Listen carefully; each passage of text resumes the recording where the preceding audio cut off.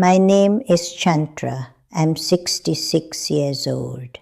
And there is something I need to tell you that I wish someone had told me 30 years ago. Something that would have saved me decades of confusion, of effort that went nowhere, of praying for change while unknowingly sleeping every night in the middle of the very thing that was blocking it. Your bedroom is not just a room where you sleep. It is the most energetically intimate space in your entire home. It is where your guard comes down completely. It is where your subconscious mind takes over while your conscious mind rests. It is where you are most open, most vulnerable, most receptive to whatever surrounds you. And if what surrounds you while you sleep is carrying the wrong energy, it is working against you for 8 hours every single night while you are completely unaware. I want you to think about that for a moment. 8 hours every night while you rest, while you dream, while your body and your mind are in their most open and receptive state. Whatever energy lives in that room is in direct conversation with the deepest layers of who you are. Not occasionally, not sometimes, every single night of your life. That is not a small thing. I didn't understand this for most of my adult life. I understood that rest was important. I understood that a clean home mattered. But I thought of my bedroom as simply a functional space, a place for a bed and a wardrobe and perhaps a few things that made it feel personal. I never thought of it as an energetic environment that was actively shaping my financial reality. That connection between the energy of my most intimate space and the flow of abundance in my life never occurred to me until the year everything stopped moving at once. It was a year when every door seemed closed. My work had plateaued in a way I couldn't explain. Opportunities that seemed promising would dissolve before they fully formed. Money came in just enough to cover what was going out, never more, never building, never growing. I was doing everything I believed I was supposed to do. I was working hard. I was staying positive. I was trying. And yet nothing moved. It felt like I was walking on a path that curved back to the same place no matter how far I walked. A woman I deeply respected, older than me by many years and wiser in ways I was only beginning to appreciate, sat with me one afternoon and listened to everything I had been experiencing. When I finished, she was quiet for a long moment. Then she asked me a question I was not expecting. She asked, "Tell me about your bedroom. What lives in there with you while you sleep?" I didn't know how to answer at first.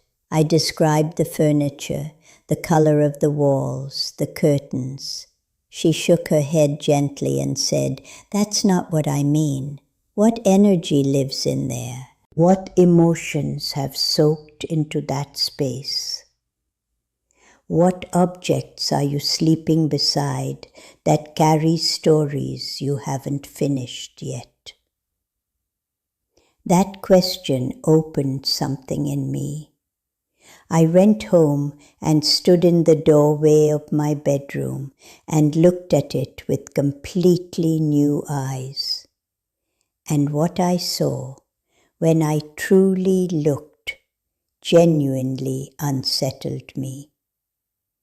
There were things in that room I had stopped seeing because they had been there so long. Objects that carried memories of painful periods in my life.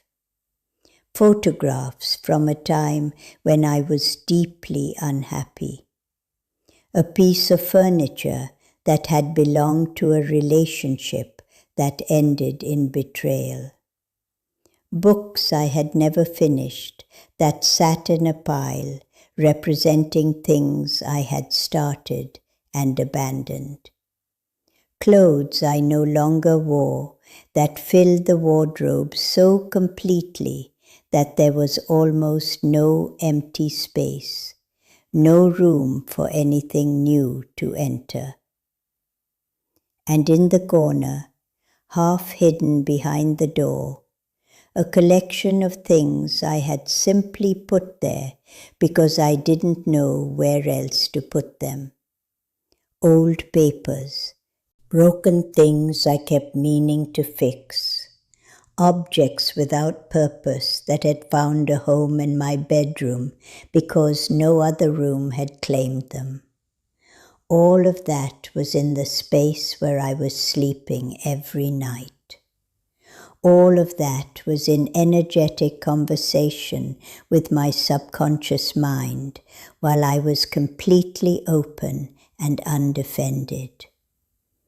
I understood in that moment with a clarity that felt almost physical why nothing in my life was moving forward. My most intimate space was a museum of everything I was trying to leave behind. It was anchoring me to the past with a grip I couldn't feel because I had become so accustomed to it. That evening I began to change it, and what happened in the weeks and months that followed was not subtle. Let me tell you what I found was blocking the energy in that room and what I did about each one. Not as a rigid formula that must be followed exactly, but as an honest account of what I discovered and what shifted when I addressed it. The first thing I found was objects that carried emotional pain. Things connected to difficult memories, to people who had hurt me, to chapters of my life I had closed, but somehow kept on display while I slept. We think that keeping something is neutral, that an object is just an object.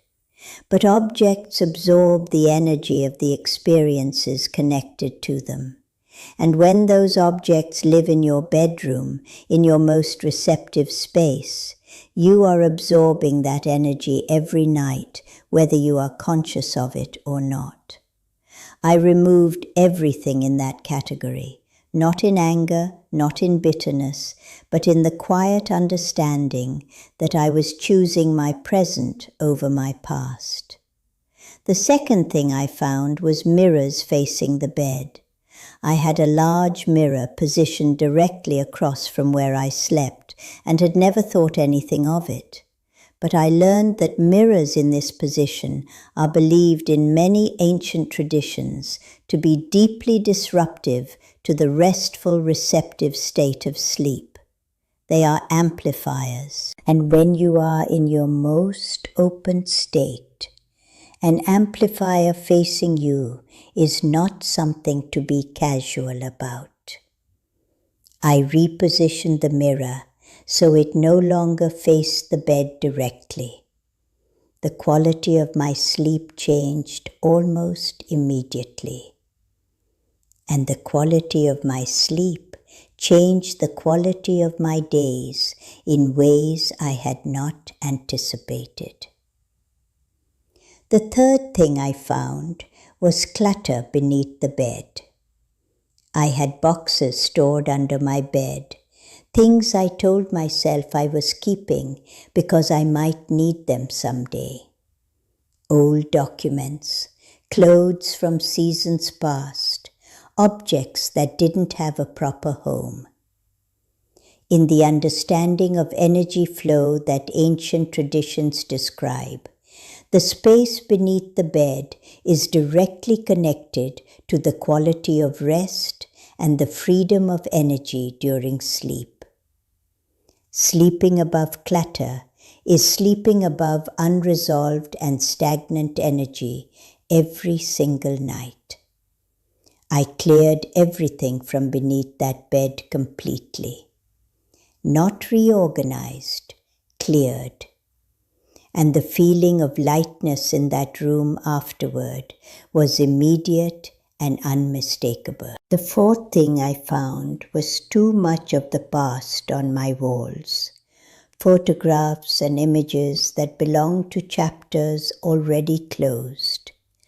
I am not suggesting that photographs of loved ones have no place in a bedroom, but there is a difference between images that carry love and warmth and images that carry the weight of who you used to be or what you used to have.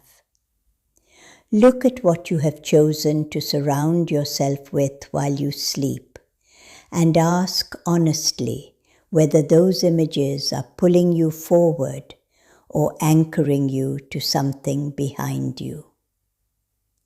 The fifth thing I found was the absence of living energy. My bedroom had no plants, no natural light, no moving air. It was sealed and still, which meant the energy that accumulated there had nowhere to go and nothing to refresh it. I introduced a small plant, chose one that would thrive in the light that room received, and began opening the window each morning to allow fresh air to move through the space. Living things bring living energy. It is that simple and that profound. The sixth thing I found was the position of my bed itself. My bed was positioned in a way that placed my feet directly facing the door of the room. This is something that many ancient traditions describe as deeply unfavorable. A position that creates a subconscious sense of vulnerability and unease during sleep. The body, even in rest, registers the exposure. I rearranged the room so that my bed was repositioned against a solid wall, with a clear view of the door, but not directly aligned with it. The sense of security in that room changed noticeably. And security, I believe, is one of the foundational frequencies that allows abundance to settle. The seventh thing I found was the energy of unfinished things. The pile of unread books, the half-completed projects, the list of things I intended to do but hadn't. These items had found their way into my bedroom, and with them came their energy, the energy of incompletion, of things begun but not honored. I moved everything of that nature out of the bedroom entirely. That room became a space dedicated only to rest, to restoration, and to the quiet work of renewal that happens while we sleep. What I want you to understand is that each of these changes was an act of intention, not just a reorganization of furniture and objects. Each one was a declaration, a quiet, personal, deeply honest declaration that I was choosing to stop sleeping beside what was holding me back, that I was choosing to create a space that matched the life I was calling forward, rather than the life I was trying to leave. And the wealth that began to flow into my life after those changes was not separate from those changes. I believe it was a direct response to them. Because when you clear the space where you are most open, most receptive, most connected to the deep layers of your own consciousness, you are not just tidying a room, you are reprogramming the environment that shapes you every single night of your life. If you are lying in bed tonight in a room that feels heavy, a room that feels cluttered or stuck or somehow resistant, I want you to trust that feeling. Your body knows. Your instincts know. The restlessness you feel in a space that isn't supporting you is real information. Listen to it. You don't have to change everything at once. Start with one thing. Look around your bedroom right now, even just in your mind, and find the one thing that you know, if you are being completely honest with yourself, does not belong in the space where you sleep. The one object that carries weight it shouldn't carry. The one thing that connects you to something you have already decided to leave behind. Remove it. Do it tonight if you can. Do it with presence and with the clear understanding of why you are doing it. And then notice what shifts. Notice how the room feels. Notice how you sleep. Notice what begins to move in your life in the days that follow. If this conversation has touched something real in you, I want to invite you to stay in this space. Come back whenever you need to be reminded of the power that lives in the simple, honest act of choosing your environment with intention. Subscribe and walk with me, because there is so much more I want to share with you, gathered from a lifetime of learning these quiet but transformative truths. Your bedroom is waiting to become the most powerful space in your home, not because of anything complicated or expensive or beyond your reach, but because of one decision made with a full heart and a clear intention, to stop sleeping beside what is blocking you and start resting inside what is calling you forward. That decision begins tonight, and I believe with everything in me that you are already ready to make it.